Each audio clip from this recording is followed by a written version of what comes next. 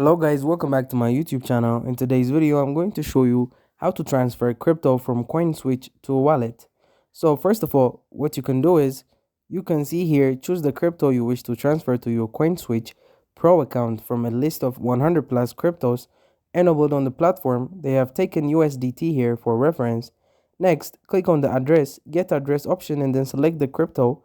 Copy the deposit link by clicking on the copy icon, then enter the withdrawal flows from your source account, Binance, MetaMask, etc. Base the CoinSwitch Pro address you copied in. Step 3. The addressed field confirm the network that you have chosen in the same as the one mentioned in the CoinSwitch Pro crypto deposit page. Enter the amount you wish to transfer, review and confirm your withdrawal, and then click on upload from the list and upload all the proofs of withdrawals.